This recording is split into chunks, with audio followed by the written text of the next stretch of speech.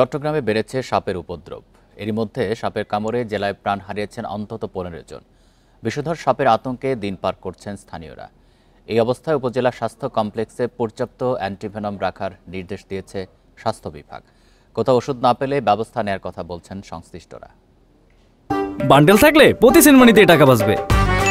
বিকাশ send money bundle কিনে জিতুন প্রতি লেনদেনে।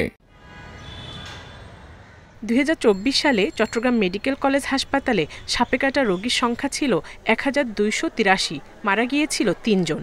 আর চলতি বছরের আগস্ট পর্যন্তই 8 মাসে আক্রান্তের সংখ্যা 1004 জন, আর মৃত্যু হয়েছে অন্তত 15 জনের। চিকিৎসকরা বলছেন, বন উজাড়, আবাসস্থল হারানো সহ নানা কারণে লোকালয়ে ঢুকে পড়ছে সাপ। সুযোগ পেলেই দিচ্ছে ছোবল। এমন ঘটনায় দ্রুত হাসপাতালে নিতে হবে আক্রান্ত ব্যক্তিকে। ভাস্কুলোটক্সিক বা হেমাটোটক্সিক ব্লাড কোয়াগুলেশনে ঝামেলা করে, কখনো কখনো কিডনিতে অসুবিধা করে, কিন্তু লোকাল সোয়েলিং করে, মারাত্মক জায়গাটা প্রচুর ফুলে যায়।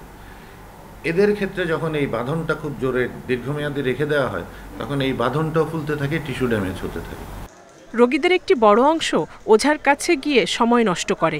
এতে অনেক সময় চিকিৎসা শুরুর আগেই মারা যান আক্রান্ত ব্যক্তি।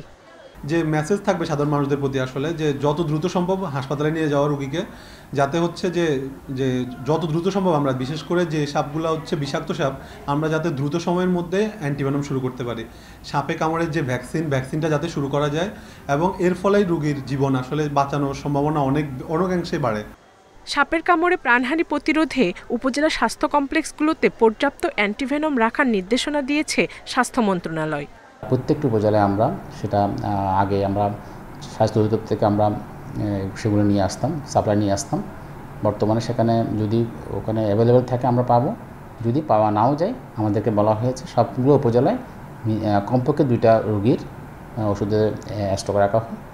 সবুজ প্রকৃতি ও জলাশয় বাঁচানো না গেলে আগামী দিনে এই সমস্যা আরও প্রকট হবে বলে শঙ্কা পরিবেশবিদদের। Independent news.